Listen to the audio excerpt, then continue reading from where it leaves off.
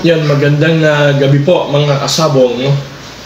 Welcome back sa aking channel, Sunny TV. Mga kasabong, narito po tayo sa gabing to para mag-sort ng itlog. Ang mga nakolekta nating itlog this coming early bird breeding. Ayan po. Ito po yung pang early bird natin 2023 to 2024. Ang nakolekta natin is kulang 90 pirasong itlog. Yan. Sa loob po ng 2 linggo. Ito po ang nakolekta natin. At kinukwenta ko po kung ilan po sa isang pinto ng ating battery cage o isa-isang inahin. Dapat siyempre bago natin dalhin doon sa incubator, may record na tayo kung ilang piraso yung bawat isang inahin na initlog, no? Para ma-monitor natin next breeding season, next salang nila, para malaman natin kung sa susunod na pangitlog nila mas marami silang iitlogin. Ganun po, no? Tsaka para may record din kayo kasi nga mga kasabong, ito ay hindi ko sa incubator, sa sarili ko incubator, hindi po.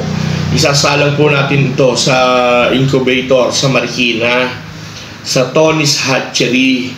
Yan. Kaya nagre-record tayo kung ilan. Time check, alas 9:30 ng gabi ngayon. Nilabas natin ito sa refrigerator para makasingaw na, mag-moist na. Yan. Nagmo-moist na siya mga kasabong. Yan. Kita nyo? Nagmo-moist na yung ano niya. Yan. Para sa umaga, maaga kasi kaming umaalis pag nagpapabakuna at saka nagsasalang na itlog. Kasi sa Tony's Hatchery, 5 AM bukas na sila. Kaya pwede kang umalis dito ng 5 AM or 5:30, nandun ka na.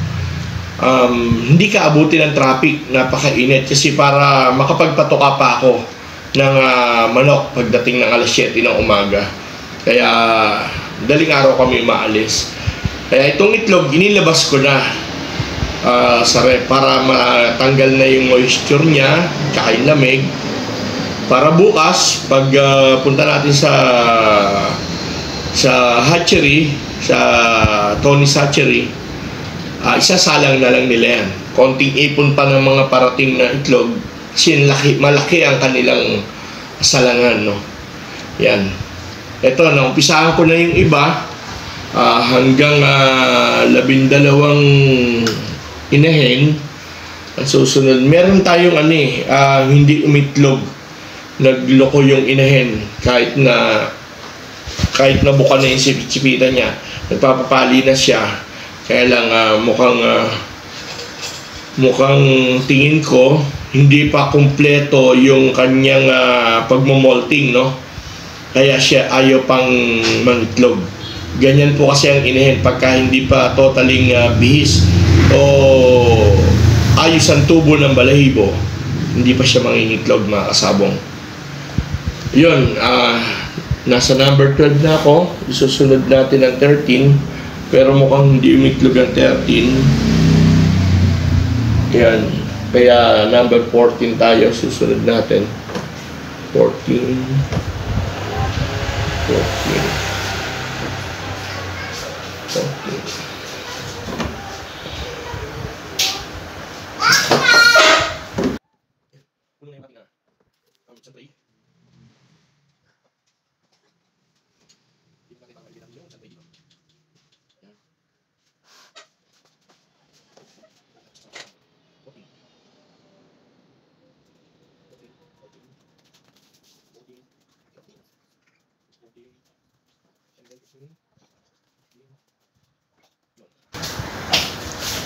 Okay na yung sa battery cage natin hanggang 15.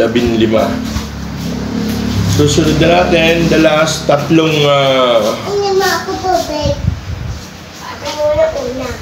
pen tayo, tatlong pen. Sa flying pen, nandyan ang Red Kelso. Unahin natin, susunod ba? Red Kelso. Yan, red gelso. Red gelso. Red gelso. Red gelso. Red gelso.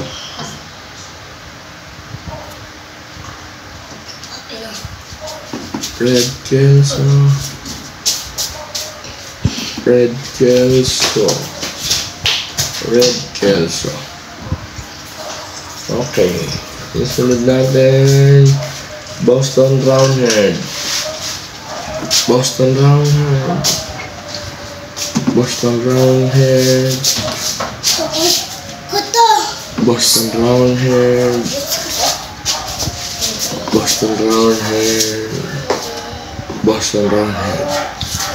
Tatatlo ang ating tornado hatch. Kasi nga, inabot ng 2 linggo. Yung molting niya, talagang late, hindi umabot, no? Yan lang ang inabot ng kanyang pangitlog, 3 piraso lang. Sa first batch. Pero maghahango pa naman tayo sa second batch, no, mga kasabong. Kaya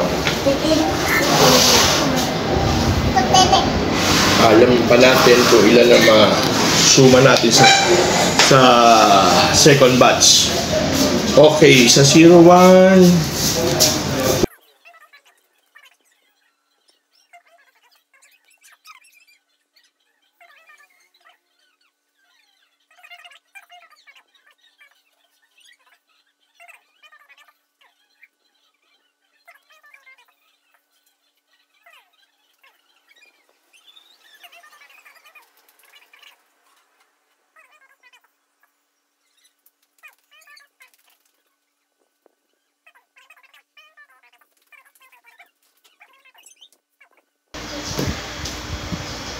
itong 12 na to ay Boston Roundhead cross sa Super Sweater, yung number 14. Yun lang naman ang cross natin mga kasabong. Yun lang yata yun lang nagamit ko na cross.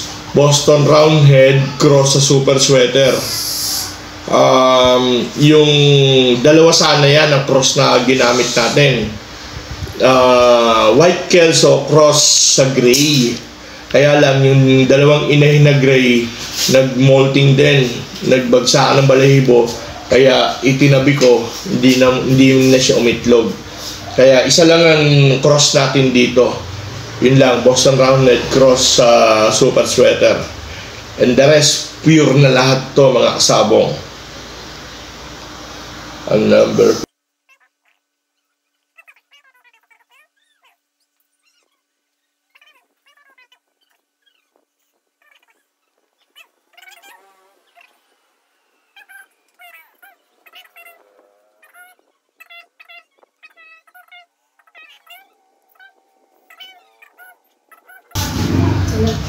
85 pieces po ang ating nakolekta ngayong early bird na first batch. First batch pa lang po ito mga sabong, no? Ayun. Bukas ng umaga, balik tayo bago lumakad at saka pagdating sa Tony's Hatchery para updated natin yung ating pagsalang. Yun.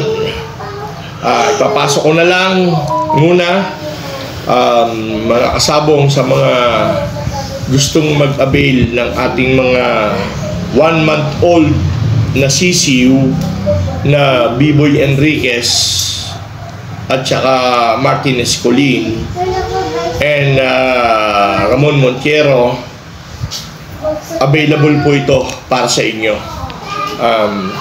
Ang sa akin lang kung ano matira, yun lang ang para sa akin. Pero ang priority ko ay para sa inyo. Open po kayo para sa mga gustong bumili, no? Yun, ipapaliwanag ko lang, meron po tayong reservation. Kaya pag paumanhin po doon sa mga hindi nakaka-avail, nauubusan, sa susunod, magpa-reserve na kayo kasi ay, yun po ang priority natin mga kasabong. 500 pesos lang naman ang reservation fee. Yun kahit ilan na yung mabibili nyo, basta 500 pesos lang yung reservation fee. Yun. Ganun lang mga kasabong. Okay, balik tayo bukas para sa paglakad natin sa Tony's Hatchery. Okay, see you tomorrow mga kasabong. Yun, good morning mga kasabong. Ito na. Time check. 5:10 a.m. Palakad na po kami. Papunta na po kami sa Tony's Hatchery. Kasama ko po si Mrs. No. Siya po ang maghahawak niyan. Yun, update lang po. Para mamaya, sana naman tayo. Marikina naman. Okay. Salamat mga kasabong. Biyahe na po kami. Mga itlog. Wala nang moist. Yan. May nakalagay dyan kung anong cage. Dahil yan yung malalaman natin kung anong bloodline siya. Tapos, date kung kailan siya initlog.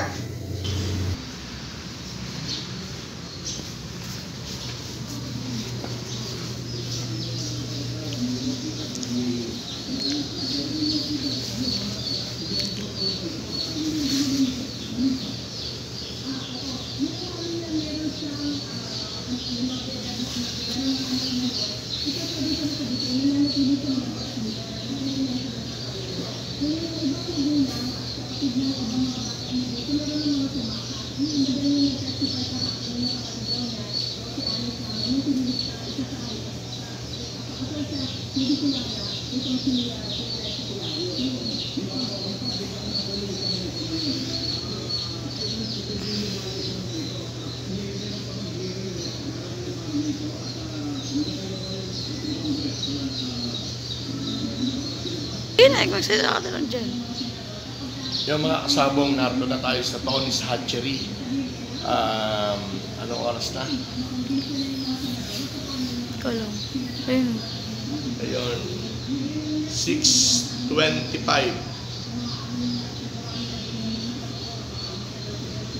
6:25 dumating tayo dito sa Tony's Hatchery. Medyo traffic na. Kaya ito, inaayos ko na yung layer by layer. Dito, mga kasabong, ang gagawin nyo, pag dumating kayo dito at magsasalang kayo ng itlog, isang bloodline, dapat isang hilera lang. Lalagay nyo rito, bawat isang bloodline, isang hilerang itlog. Tapos, susunod na bloodline, lalagay nyo rito. Sa akin, isang bloodline lang to, pero hinihilera ko kasi yung nanay, yung mga F1 para malaman natin yung mga winning percentage, no?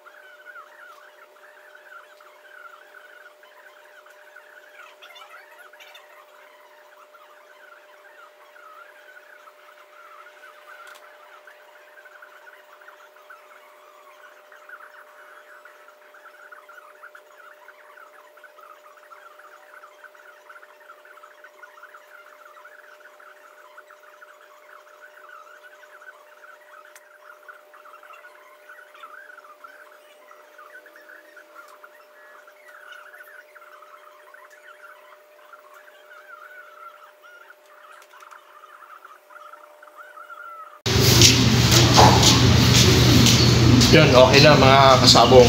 Naisalang na natin ang mga itlog natin dito sa Tony's Hatchery. In total of 85 pieces. Yan. Ganito, no? Pag nagsalang kayo dito, itong ibibigay sa inyo, yung resibo. Dahil pagbalik nyo ng 22 o 23 days, kasi patutuyuin pa yung sisiyo, kaya nag-additional sila ng ng 1 day or 2 days. Ito ibibigay nyo sa kanila pag kukunin nyo na tutubusin nyo. And then, pero mga kasabong, ang pinakamagandang salang talaga dito is Friday.